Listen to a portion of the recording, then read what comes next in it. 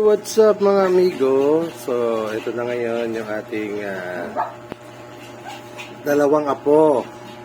So, ayan si Gucci, oh. Ha?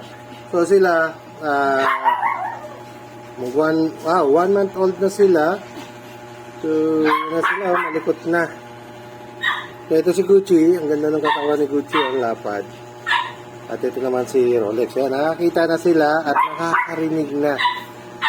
So, ayan, malikot na. Ayan, oh, nag-iingay na sila.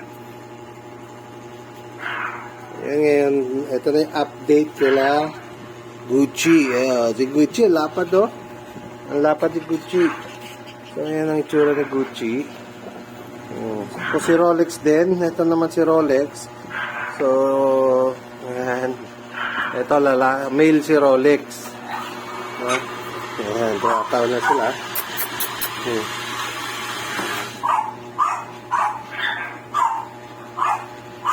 Ito yung update yan. Tumataw yata si Rolex. Balikat na, oh. So, Snow. Nagpapapansin itong aking dalawang Pomeranian. Si Uno at saka si Snow. So, ito. Blue. Asan ka, Blue? Ito yung mami nila. Ayan. So, hey! Ingay. Maingay yung mga ano.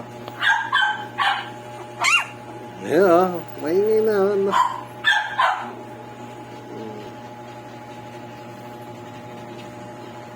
Ano sila? Tiyan. Kasi nga, pag tiyawag ka,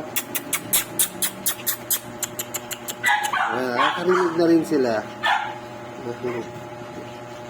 Ano na, makulit na, malikot na sila.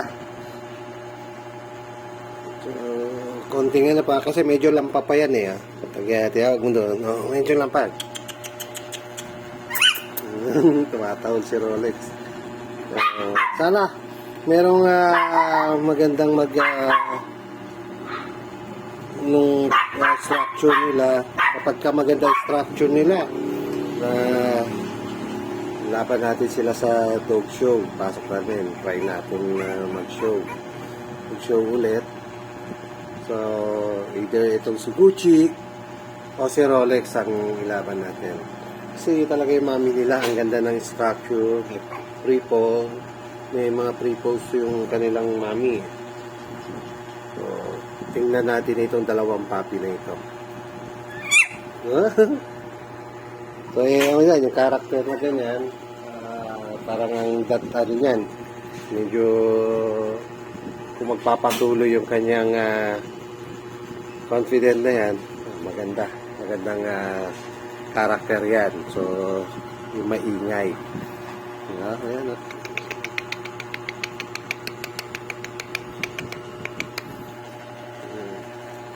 lapad ng katawan ni Gucci.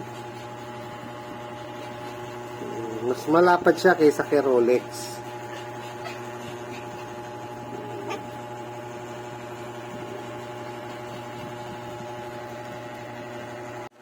So yan na mga amigo, pumasok na si Blue. Nagpa-daddy na siya. So yan si Blue. Hindi kasi kami nakauwi ka agad kaya hindi sinapaliguan. Lagkit na, oh. Pero bukas papaliguan natin yan. Ayan, oh, matatakaw na silang dumede. Takaw nila, oh. So, napurga na sila ng second time na nilang napurga. Itong ating dalawang apo, si Gucci at si Rolex. Ito naman, pero ito namang mami nila talagang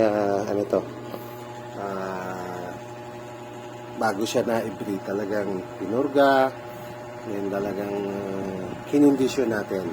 Kaya kahit na may pinadedede, hindi bumabagsak yung kanyang katawan. Yan siya. Yan na. So ito, nagbabantay si kasi si Trace ayun, nasa kabila, nag-hit. Ayaw namin i-breed. Eto, si Uno, hindi mapakali. Uno! Ano ka? Ayan, hindi mapakali. Nakabantay siya kay Tris. Kaya dito muna tayo ulit sa ating mga corgi. Lakas ni Mede.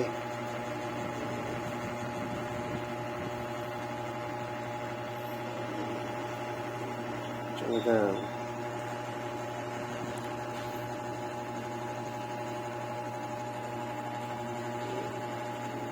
1 month old. Kasi ano ito November 11 sila nung ipinanganak. Itong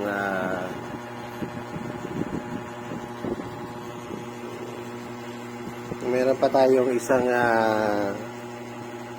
babae na female na corgi, saka si Basti. Yung lagi nating sinasama sa walk. Yun yung tatay nitong dalawang ito. Kung madilim kasi doon sa lugar na nilabas, hindi ko pa nalalagyan ng ilaw. Subukan natin buksan yung ilaw doon.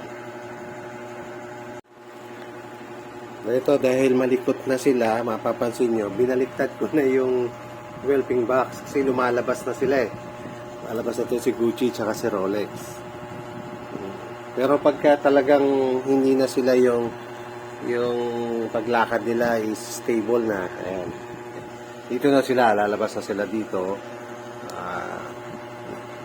Wala na, hindi na sila yung naka-whelping box. So ako, pagka nagbakuna ako ng puppy, 6 weeks, eksakto, sila ay binabakunahan ko. Then, pag winalay ko po sila, exactly 2 months, pahinga na yung kanilang mami sa pagpapadede. Yung ano na yan, i-re-rest na natin siya. Then, i-condition ulit siya para bumalik yung kanyang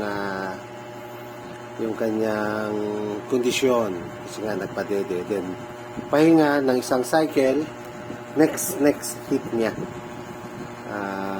ang sunod na breeding nito. Ang bilis mabusog latikas na agad ng mga tiyan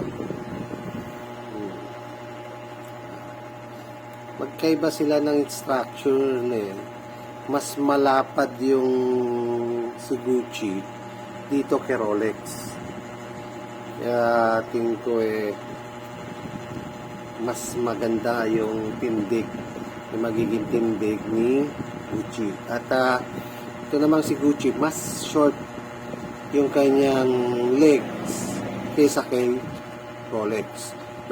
Mukhang nagmana dito kay Blue. At ito naman, parang nakuha niya yung kay Basti. Last na ito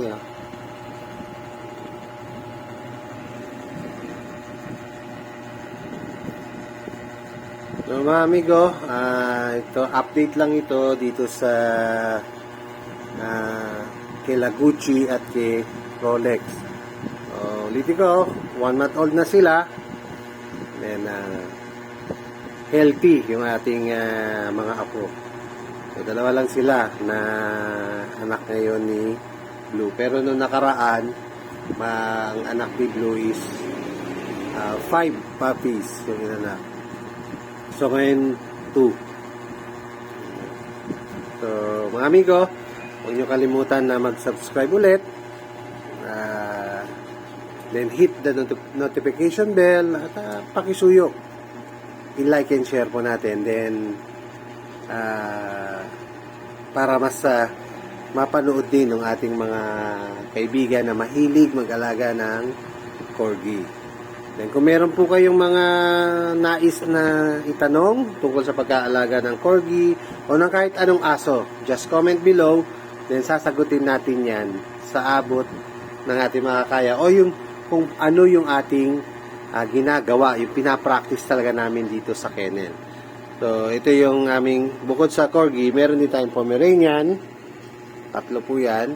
Then, meron po tayong French Bulldog at Chihuahua. So, see you on my next video mga amigo. All goods!